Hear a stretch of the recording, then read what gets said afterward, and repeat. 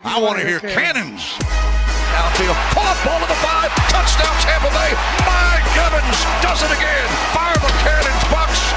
It's first and goal. That's picked off. That's picked off. And who else? Rondé Barber. And the Tampa Bay Buccaneers may ride to the Super Bowl with that one. Third down, 18. Dropping Gannon, looking Gannon. Throws up with a head. Intercepted. 40. Derek Brooks 30. Brooks to the 25. 20. Derek Brooks all the way. There it is. The dagger's in. We're going to win the Super Bowl. And then the cannons go. Fire them. Keep on firing them. Keep on firing them.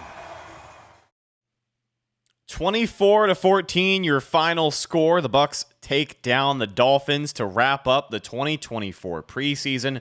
We are live right here on a brand new edition of the Cannon Fire Podcast. I am your host, Rhett Matthew. Joined alongside me, my good buddy and co-host from BucsNation.com, Evan Wanish. Listen, this is preseason against backups, but a win is a win, and it's good for the Buccaneers, especially the starters, who we'll talk about tonight, to go out there, execute well, I think, and come away with a win. Miami made it interesting there in the third and fourth quarter, but the Bucs were able to hang on. A couple of big-time turnovers to close the game out, and they're able to hang on 24-14. Bucs are 2-1 in the 2024 preseason, and we got our first look at Baker Mayfield and the Buccaneers starters tonight. Evan, how you feeling? Yeah, and feels good that the next time that we're talking about a game is going to count. So the final score will matter, and so obviously, like you said, those players are going out there. That's really the last time that a lot of these guys are going to be able to compete and for roster spots or particular roles on the team. And it's always good to get a win, because they're trying, they're fighting their lives out there, because it's tough sledding sometimes watching these preseason games, but these guys are really fighting for their jobs. So it is nice to get a win. And I thought there was a lot of positives tonight. Obviously, there are a lot more positives tonight than there was last week. That's for sure. Last week, we'll talk about the starters, and obviously the starters look pretty good on both sides of the football. But I'm talking about the guys that actually still played last week, right? I think you saw a lot of improvement from a lot of different guys. From the difference a week makes, right? 6 days between these games. I think you saw a lot more improvement, and that's a positive sign for me. Yeah, and we were talking a lot about the starters and what to expect for them on the game preview earlier this week. One of the scenarios we talked about was best case scenario, an opening drive touchdown, and then you can put those guys back up on the shelf. And that's exactly what we get. Baker Mayfield, Rachaad White, Chris Godwin was out there, most of the starting offensive line as well. No Mike Evans on the offense tonight. No Levante David on the defense tonight. But come on. I mean, I don't think you need to see either of those guys in a preseason matchup for the rest of their career. But I like what I saw from the Buccaneers offense. Consistently moving the football. They went 70 yards in 7 plays. I think 5 of those plays might have gone to Rachaad White. They made a clear effort to put the football in his hands early, and he did a pretty good job as well. Found the end zone and had a couple of big plays, one of them being a big-time catch and run on a screen. A lot of quick looks for Baker, a lot of getting the ball out of his hand quickly, and it ends up in a touchdown. You couldn't have asked for more, really. Yeah, it's tough to evaluate the offensive line pass protection wise in this type of game, because it was clear that they didn't want Baker Mayfield taking really any hits. They didn't want the defensive lineman of Miami to get anywhere close to Baker Mayfield. So yeah, I think what you had a quick screen to Godwin. You had a quick screen. I mean, I actually really liked the setup of the screen to Rachaad White, kind of like a delayed screen, kind of, and it worked out pretty well. A 17-yard gain, I believe. So, and then obviously, the big catch downfield to McMillan, which was a pretty good ball, but even better catch. So being able to get the feet down. I initially, when I first saw it, I thought it was pretty obvious that he was out of bounds, but he was able to get that foot down, and then he was able to get the hand down. So really nice catch, and just sort of puts an exclamation point on a fantastic camp by Jalen McMillan. So if I had to guess right now, I have to imagine this guy's the wide receiver 3. I have to imagine that. It's not so much a slight on Trey Palmer. It's really not. It goes to show you just how good Jalen McMillan has been. So I don't really think it's Trey Palmer's been so bad. It's McMillan's been really good, which to me, if that's the case, that's a good problem to have. So I didn't mind that. But yeah, it was clear that they wanted to get the ball out quick.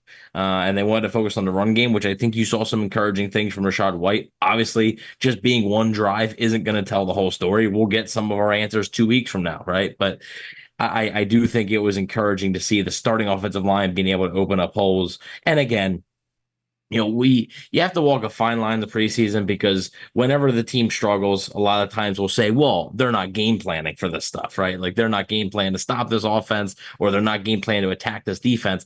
We do have to acknowledge it when it's the other way around, right? When the Buccaneers are doing well, we have to acknowledge, like, the Miami Dolphins did not game plan to stop the Buccaneers offense, right? The Bucs didn't game plan to attack Miami's defense, but there's not really any game planning going on. So you have to acknowledge that. At the same time, the execution matters, and the execution for Tampa Bay starters on offense and really on defense, and we'll talk about them in a little bit, both sides of the football were pretty good. And I think that's what you want to see. And that's what we mentioned on the pregame show as well. Yeah, absolutely. 4 carries for 16 yards for Rachaad White, 4 yards per carry for him. We'll talk about some of the other offensive players as well. But before we move on from Baker and the starters here, it was nice to see Baker get a chance to air it out. That big time 28-yard completion to Jalen McMillan. Hell of a play, hell of an athlete. And then a couple of other receivers stepping up tonight. So I guess we can go ahead and move on here and talk about the rest of the offense. You saw what you expected from Baker and the starters, right? Best case scenario, you march right down the field and you score. We'll talk about the defense here shortly as well. But have to talk about Kyle Trask, who got a majority of the work tonight. Basically, 3.5 full quarters of the Trask effect in a Buccaneers uniform. 17 for 24, 141 yards, 2 touchdowns, no interceptions. Now, this sample size matters here, but I got to say, one of the more impressive preseason outings I can remember for Kyle Trask. As the game went on, obviously the offensive line didn't hold up as well. Some things didn't develop as quickly as they were earlier in the game, but I thought he really did a good job going out there working and especially responding when the offense was put in a position to need to put points up on the board.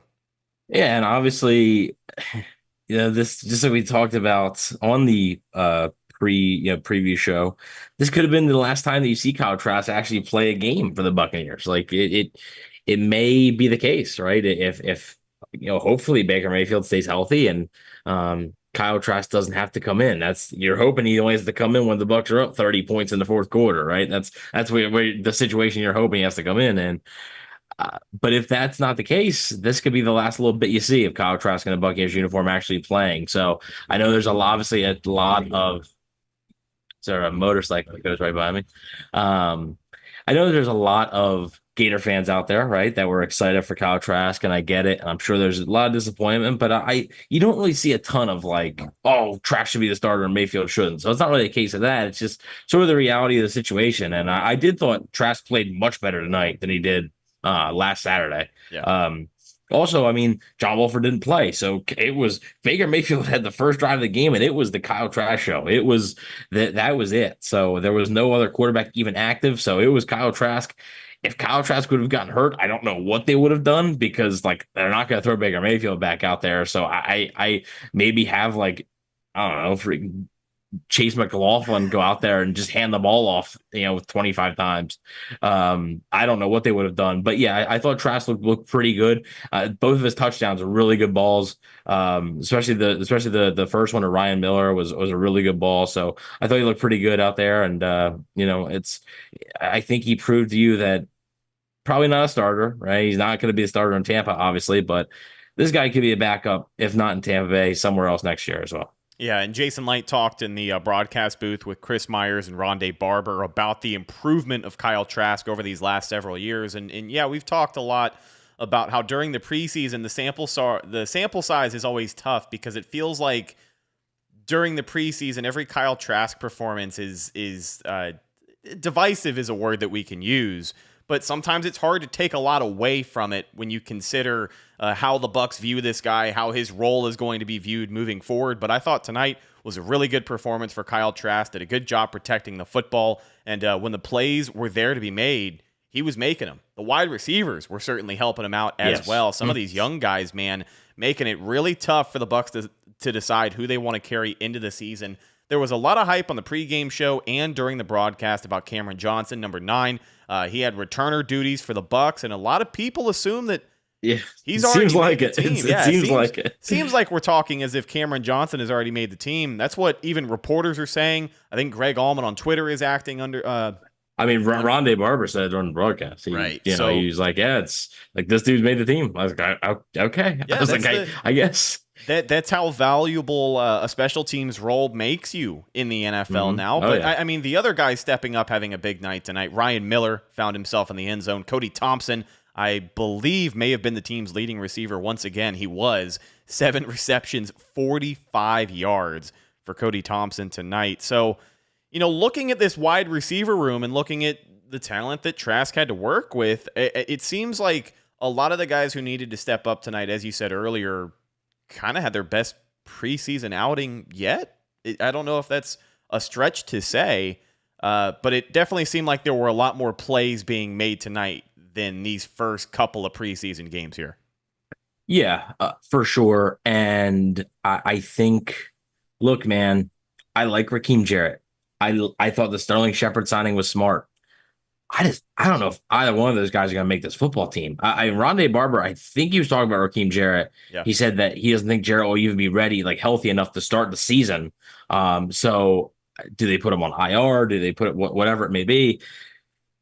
That complicates things. But again, it's yes, okay. Jarrett and Shepard have been hurt, but also guys like Cody Thompson have just really stepped up. I mean, Cody Thompson was all over the place early and often in this game, and this is the second straight week that he's really made a name for himself. So right now, if I had to guess, I would say, yeah, Cody Thompson probably makes his team. And like, if Cameron Johnson has already made this team, that's 6. Like Mike Evans, Chris Godwin, Trey Palmer, Jalen McMillan.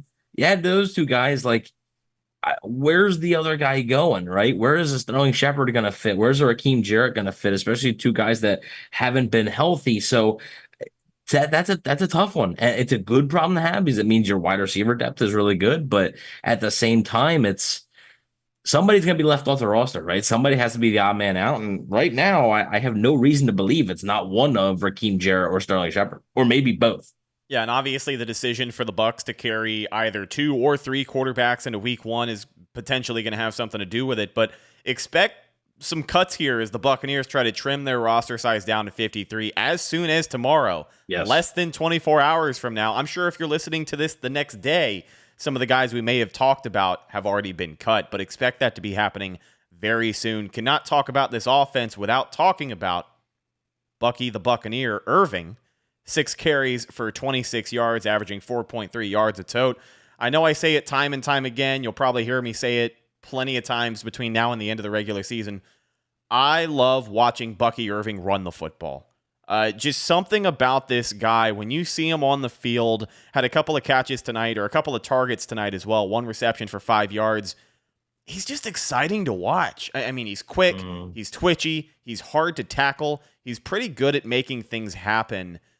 He's like a smaller, faster version of Rachaad White. And Rachaad White, really a lot of pressure for him to be a do-it-all back for the Bucs this year.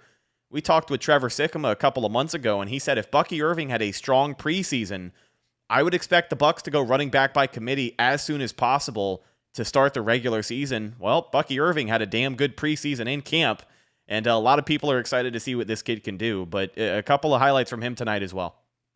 Yeah, about the running back committee thing, I just don't know if we're going to see that right away. Yeah. This team really likes Rachaad White. They really see a lot of potential in him, and they still see. I don't even think they see a finished product right now. Like, I think they think he can reach another level. Heading into year 3 right now, I think they think he can go to the next level, both running and receiving. So I think that Irving will complement him. I don't know if it's going to be a committee. It is good to have depth, though, right? Especially with Chase Edmonds being hurt. Sean Tucker has impressed this preseason, but you don't really want him playing too much for you in the regular season, I wouldn't think. So having a guy like Bucky Irving definitely makes things a lot easier. And it's just watching him run the ball. It's smooth, right? It's smooth. It's quick. It's agile. The cuts are quick. The cuts are there. It's aggressive. He's not bulldozing over people, but he's cutting back, cutting forward. It's something to watch. And is he going to take every single one to the house? No, but rarely do you see him get stuffed at the line for a no-yard gain or a tackle for a loss. That's rare. It seems like he's always a guy that's falling forward, and that's what you want especially in a guy who they may ask him to play some short yardage situations this year. So that's pretty important to be able to fall forward and not get pushed backwards. Basically, is pretty important in that role. Yeah, Sean Tucker, potential RB3, 7 carries tonight for him, 20 yards, averaging 2.9 yards a tote. Not as impressive as he has had these first 2 games, but I mean, the guy led the team in rushing for the preseason. So had a couple of highlights tonight as well. Had one run in particular where he showcased that ability to change direction. And I'm excited to see him ultimately end up on this team. I think running back 3 for Sean Tucker, I don't want to say it's a foregone conclusion, but we were just talking about guys like Sterling Shepard in the wide receiver room. You might be a veteran, but with a lot of these young guys stepping up, this preseason, the best ability for the Bucs is availability. Oh, yeah. And look, you have 2 veterans that in Chase Edmonds and Sterling Shepard that haven't played. And maybe the decision is, and I do think they like Chase Edmonds. They brought him back for a reason. But at the same time, I think you got to sort of, I think there's going to be some interesting things with like, okay, these guys are injured. How close are they to returning? Like, is it something you could put these guys on IR? Is it something where you probably need to release them? That's what I'm curious to see, because right now we don't really know. So it would be interesting to see how they manage it. But I do agree. I do think Sean Tucker is pretty firmly the running back 3 on this team. Yeah, Cameron Johnson also getting a couple of carries tonight. So going to be interesting to see, I mean, not only how the Bucs potentially can fit a guy like Cameron Johnson into their offensive plans during the regular season, but what is Liam Cohen doing with these wide receivers? Because this isn't the first week that we've seen some of these guys get some carries, some jet sweeps, some end around, some stuff like that. So again, we haven't seen all the layers of a Liam Cohen offense, but I like a lot of this pre-snap motion, and I don't want to call them trick plays, but if we're talking about handing the wide receiver a football to confuse a defense, seems like we're going to get quite a few of those plays. He did it with Cam Johnson twice tonight, and one of the times it didn't really work out. The other time it did.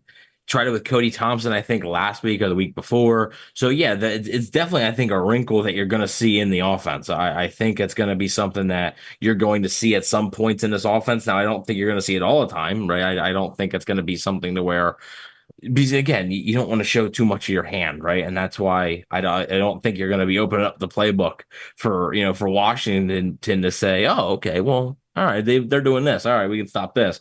You may want to put something on film that you think might deceive them, right? Oh, you're doing this, and you end up doing this instead. But I do think there is some wrinkles. And look, they got some guys with speed. I'm not expecting, many Mike Evans end arounds. I know we've seen sometimes a Chris Godwin end around. Not sure. I think guys like Trey Palmer, Jalen McMillan, I think those are the guys that are going to be involved in those. A guy like Cameron Johnson, you don't want to do that too much because if you only do it with Cameron Johnson, it sort of becomes a tell that when Cameron Johnson's on the field, that's what you're doing.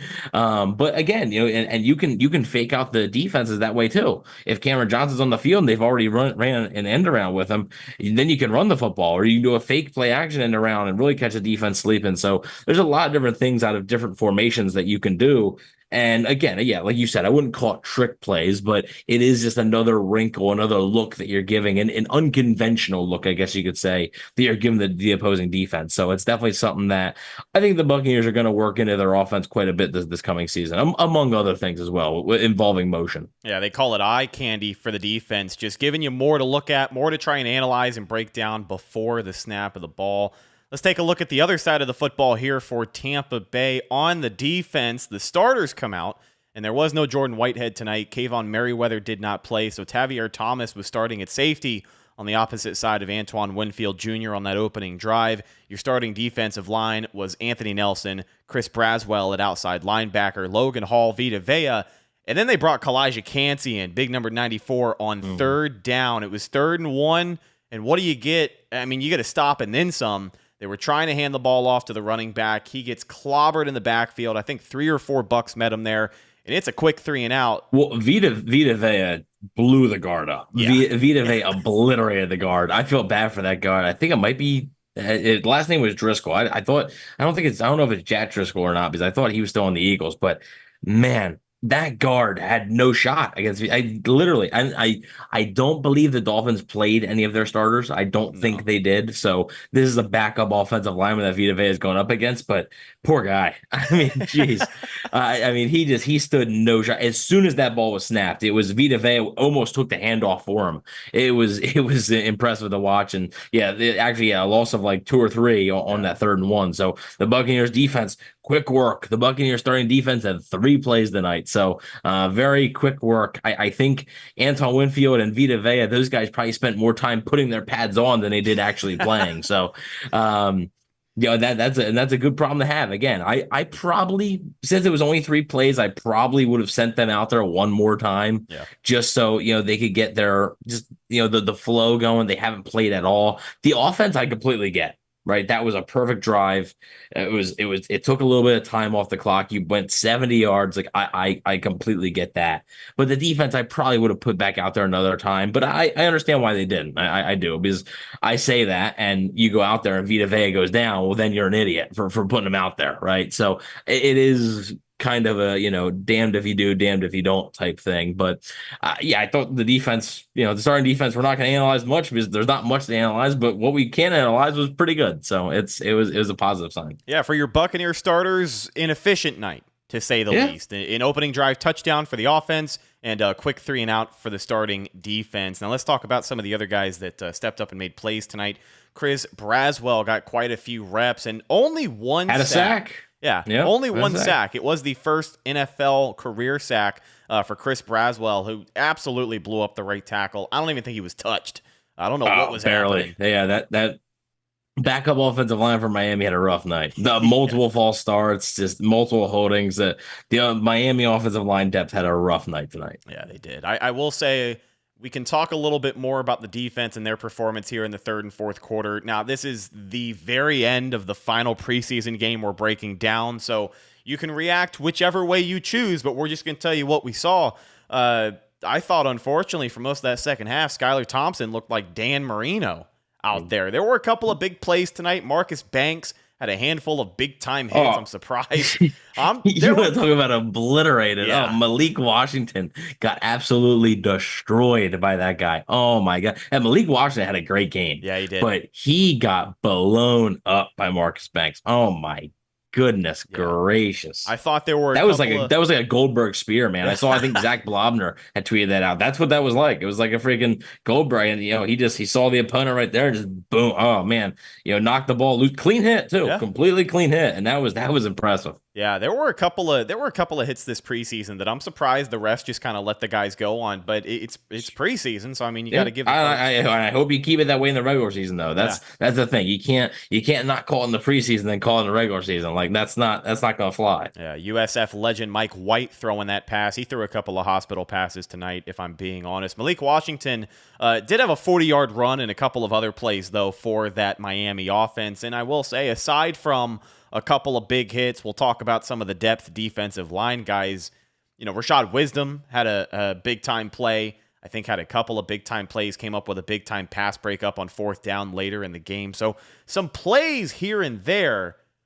But again, overall, cannot ignore the performance that Skylar Thompson had. Fell apart at the end of the game there, but overall, 19 for 27, 190 yards, 2 touchdowns, and then an interception. He threw that to Antonio Greer Jr. in the final 4 minutes of the game. So that kind of sealed the deal. But before that, he was slinging it. And this is a Miami offense that even with the backups they were playing, they've got speed all over the place. And I thought the Bucs defense in the first half did a decent job of trying to keep up with those guys. But the more the game went on, the more, especially the middle of the field, guys were just left wide open. 15, 20, 30-plus yard chunk plays were kind of common tonight. Yeah, I do think you have to remember, though, at that point in the game, who's playing, right? Yeah. Because, all due respect to those guys, a lot of those guys are not going to have a job 72 hours from now. So, at least not a job in the NFL, obviously. So, will they come back on the practice squad? Some of them will, some of them won't. But all due respect to those guys, who they're playing when Skylar Thompson's doing that does matter a little bit. But yeah, I mean, Thompson looked good, and it is what it is. But it is nice that the Buccaneers were able to get a turnover. They almost had a turnover on fourth down a little bit earlier in the game, which I thought was closer than like the refs were pretty quick to call it an incomplete pass, but Yeah. it is what it is. Keenan Isaac almost had an interception. Ball just barely hit the ground. He's had a fantastic. I don't see. He'd make my roster. I don't see how he doesn't make the Bucs roster. Another player I thought really bounced back, and we're just because we're talking about guys who I thought looked bad in Jacksonville, looked good tonight. Tavierre Thomas I thought looked better, which was an encouraging sign because again, like I explained last week, why I was concerned with Tavierre Thomas was because I think he's going to play a little bit for the Buccaneers in the regular season. So you need him to be good. And I thought he was a lot better both in run to support tonight as well as coverage. So I thought both guys, Keenan Isaac and Tavierre Thomas, really stood out in the secondary there. Yeah, I wanted to talk about this position group on the interior defensive line. Some of these younger guys stepping up. I think C.J. Brewer, Ernest Brown, and C.J. Brewer's good, yeah. Yeah, C.J. Brewer, I think, had probably the most highlights among that interior defensive line tonight. Ernest Brown had that strip sack that was scooped up by Antonio Greer. Was supposed to be a huge scoop and score, right? I mean, maybe the most exciting play of the night, and a late whistle. They determine that it is an incomplete pass. It's a turnover on downs. Bucs get the ball regardless. But some good hustle plays there. C.J. Brewer, Ernest Brown, I believe, causing some pressure, causing some ruckus for the quarterback at times as well. A couple of tackles for loss in the backfield. And Lawal Ugok, I believe I said that correctly, was able to show up tonight as well. He had that big-time sack last week on C.J. Beathard against Jacksonville. So just like the wide receiver room, a couple of these bubble players stepped up tonight and potentially making the decision tougher on Jason Light, the Bucs front office here. Definitely could. And with not much time left, they're going to have some tough decisions on some guys. So, again, I think it's encouraging that it's young defensive line depth, right? Just like the pass rushers of last week, it's young defensive line depth that is stepping up in these situations for the Buccaneers. And it's important. Will all three of those guys that you mentioned make the team? I doubt it. I doubt that all three make it. Maybe two of the three. More likely, I would say maybe one of the three. But again, these are guys that could be on the practice squad and then can either be, if there's injuries, which there will be injuries during the season, like it's football. If there's injuries, they get called up from the practice squad and they could play some snaps or they're held on to for next season. And maybe they have a better preseason next season. They make the team. So it's definitely something where if you find a guy, you want to find a way to keep him. And C.J. Brewer, had a really nice night tonight. And I would say he's probably the leader in the clubhouse. Or if they're going to keep one of those guys, I would think it's probably him. But as far as on the 53-man roster goes, and then you look at the outside linebackers with the battle of like Jose Ramirez or Marquise Watts. I thought both guys were decent tonight. I thought Watts was a little bit better. Watts can play special teams. That helps. Well, that's going to be interesting to see what that decision is. I don't know if they're going to keep both. That's the thing. I think one of them is they're going to try and sneak on the practice squad. Yeah. One of them is going to make it to the 53. The other is going to be trying kept on the practice squad. We'll see if they can do it. Hopefully they can, because I think I'd like to have both of them back if possible, but we'll see. I agree with you on the fact that they're probably going to sneak one of those guys on the practice squad. I do think that's the way they go about it, but an interesting fold. JTS, he's going to play. He's going to make the team. He's not at any risk of being cut, but I do think when you look at the depth at outside linebacker and you look at guys who have been able to produce, you can keep one of either Jose Ramirez or Marquise Watts on your practice squad. But JTS has been injured. Like, he hasn't been the most available guy throughout this camp and preseason. So he's missing those valuable reps that we talk so much about for the younger guys like Yaya Diaby and Kalijah Cansey. Cansey going to be ready to go week one. Diaby hopefully going to be able to go week one. But those are two pass rushers in the outside linebacker room between JTS and Yaya Diaby who are missing valuable reps in August. So just how much more of a priority does it become to make sure, especially both Marquise Watts and Jose Ramirez can stick around this year? I mean, if JTS is, a little bit banged up, hopefully it's something to where, like, if it was a regular season game, he's playing, right? Yeah, hopefully that's the case. And I think it is probably. I don't think it's that serious. I think it's the same with Jordan Whitehead. Like, I don't expect Jordan Whitehead to miss really any time. So, and you also have to remember, we're recording this on Friday night. There's still over 2 weeks left until opening day. So until the Buccaneers kick off against the Washington Commanders. So there's still some time left here to heal. But again, you're right. It is a little bit worrisome that seemingly the Bucs' top two pass rushers are hurt, and it's already probably the weakest group on the team.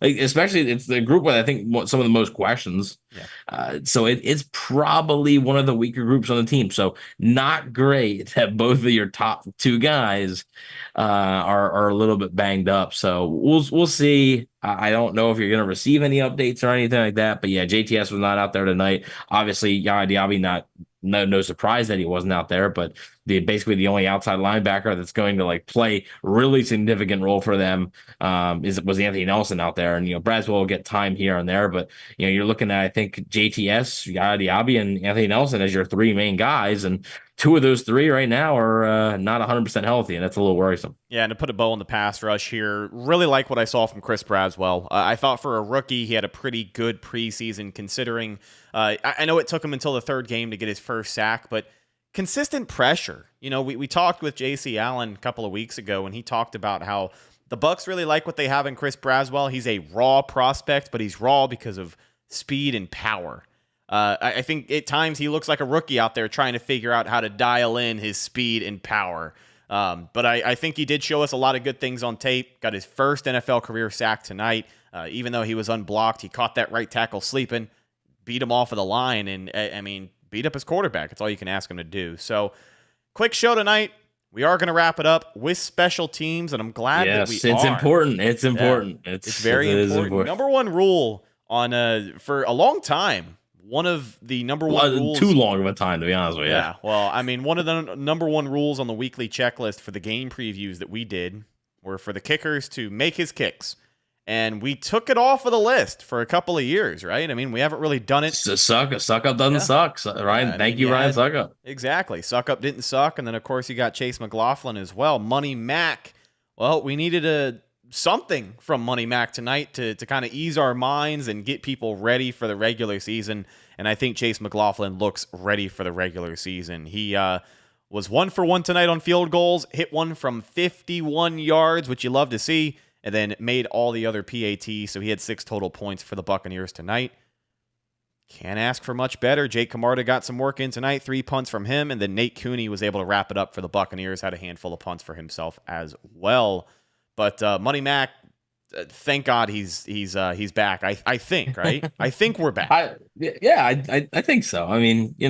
We'll see. What happens.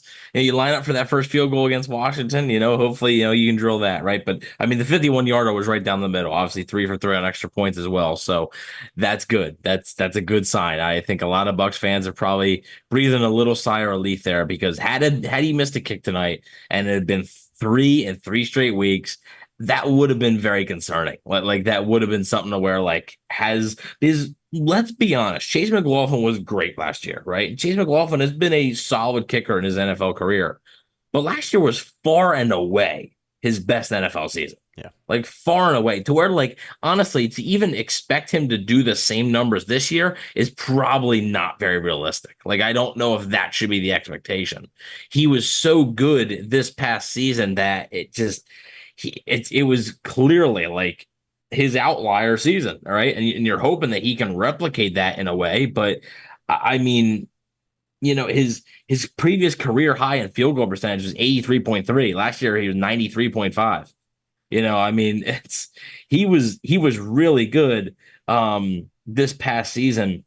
And I think, now he gets the contract, and people would be thinking, oh, here we go again, right? Here it is, where it's, he's shakiness, right? You have to hold your breath when a guy goes to kick the field goal, where most of the time last season, you really didn't, right? You would by week 6 or 7, you pretty much had the confidence in this guy that he was going to get the job done. He goes out week 1, nails the 57-yarder against the Minnesota Vikings. If he misses that kick, they probably lose that game. So it was a big money kick there for Money Mac, right? But then he comes out, and again, the Cincinnati one, he missed a 50+ yarder. That's whatever. But last week misses the 41-yarder. That can't happen. That's not something that that's not something that can happen in a regular season, especially when, the Buccaneers, like, they're going to be playing a lot of close games and they're going to be playing a lot of good teams this year. So, like, you're going to need your kicker to make kicks. Like, you're going to need those points when you can get them. So, yeah, it was a nice thing to see him rebound, to see it be a long field goal to a 51-yarder. I would have liked to see him attempt another one inside of 50, like a 40-yard field goal. I would have liked to have seen that. But beggars can't be choosers. He was 4 for 4 on the night, overall in kicks, and perfect on extra points. So, I think for now, right, Bucs fans can ease their minds, and we'll, again, if he misses multiple kicks in a game, or if there's 2 weeks in a row where he misses a kick, then you can have that discussion again. But right now, I think Chase McLaughlin did a very nice job of easing a lot of fans' minds this past week. Yeah, mine included. On the offensive side of the ball for the starters, an efficient night. I don't think you could have asked for much better. And get this, you're probably not going to believe this. Preseason games included. This was Tampa Bay's first opening drive touchdown. In how many games? Over under 15. Over under 20. Preseason included. I'll go under. Under 23 games. Darn it. 23 games. The last time the Buccaneers, Tom Brady was the quarterback last time. The last time the Buccaneers opened a game with a touchdown drive was Week 18 of the 2022 season. So Tom Brady. For some reason, I had just not registered the preseason, I guess. Yeah, because that's what I was thinking. And I also forgot playoff games too. So I was thinking of not good, but. That's not good. Now they got to make that into a regular season thing, right? Now they have to. I don't really care about the preseason as much. Now you got to make it go out against Washington and score an opening drive touchdown. How about that? Yeah, do it for real this time. But one hell of a streak, man. Hopefully they can do something about that. They should be proud. They should be proud of that, because that's impressive. It was. Yeah, it almost like, and I remember even last year there was like times where it looks like they're gonna get their first touchdown. And then some BS would happen and they just wouldn't. It's like they can't. It's not something that they can do. Either it would be a turnover, or they would be settling for 3, or there'd be a penalty that pushes them back, whatever it may be. It's just like they cannot do it. So it's physically impossible. I would have actually liked to have seen how many opening drive touchdowns they had in the 2022 season. So the past 2 seasons, how many, because we all know what the offense was in 2022. Yeah. How many the opening drive touchdowns did they have? But regardless, it was nice to get one tonight. Would be even nicer to get one 2 weeks from now. Before we wrap up, perfect time to remind you that today's show is brought to you by our good friends over at Autograph, the app that curates the best content, tickets, and gear to help you fan to your full potential. Evan, you and I both know that being a fan is a full-time job, so Autograph does the heavy lifting for you. From tickets for big matchups to breaking news, the Autograph app has curated content for fans of all things red and pewter, all the podcasts, articles, and game predictions you could ever want, including the Cannon Fire podcast. The new replay feature lets you get the day's news in a hurry for when you need the too long didn't read to start your day. Use promo code BUCS to download for free on the Google Play or Apple App Store today. Once again, promo code BUCS, BUCS. You see the giant QR code and the promo code BUCS over there on your screen. Do us a favor. Sign up for free. Find us on Autograph. Take a look at our content and experience the Buccaneer news community like never before. Thank you once again to our good friends over at Autograph for sponsoring the show. Ladies and gentlemen, that's just about going to do it for today's episode of the Cannon Fire Podcast. Follow the show on social media, Facebook, Instagram, and Twitter. All of those are Cannon Fire Podcast. Best place to go for updates on the show. And, of course, Buccaneer news as it happens. Speaking of Bucs news as it happens, you can follow my co-host Evan on Instagram at Bucs_daily. You can also find him on Twitter at EvanNFL. Check out his written work at BucsNation.com. Evan, we have got 16 days until the Tampa Bay Buccaneers kick off the regular season, taking on the Commies. What have you got between now and then? Yeah, so wrapping up the preseason, I'm going to have a standouts article about who impressed me in this final preseason game, and then like you said, got a little bit of time here before the regular season opener. So we're going to be filling up a bunch of stuff at bucsnation.com, a bunch of different content leading you up to the game. Obviously, content on who's getting cut, who's getting potentially signed. Like I mentioned, do the Buccaneers pick up maybe a pass rusher or something like that who gets cut? Who knows? That may happen. So we will have all that covered for you guys over at bucsnation.com. Appreciate you guys hanging out with us. Last but not least, you can find myself, Instagram and Twitter at Redicus, RHETTAKUS. If you follow me, I will follow you back. Captain G, Al Bundy, Bat W, Brian Duncan, Mikey Kelly, our good buddy Tom, Chris Higgins, Matt Diaz, Christopher Cole, Ryan Flanagan, Nixter. Got over 100 people hanging out with us tonight talking about some Buccaneers football. We appreciate your support. Subscribe to the channel, leave a thumbs up on the stream if you have not already, and consider becoming a member of the Cannon Fire crew. It is the newest incentive that we have. We've officially turned on channel memberships. You can sign up to get exclusive perks and access to exclusive content, and you can directly support the show. You can help us keep this thing rolling. I mean, we're going to keep it rolling regardless, but we appreciate all the support we can get. So once again, thank you, ladies and gentlemen, for hanging out with us tonight. We will talk to you soon with more Tampa Bay Buccaneers headlines and news. And have a great night. Thank you again for listening. I'm your host, Rhett Matthew, signing off from my co-host, Evan Wanish. We'll talk to you in the next one. Until then, and as always, go Bucs.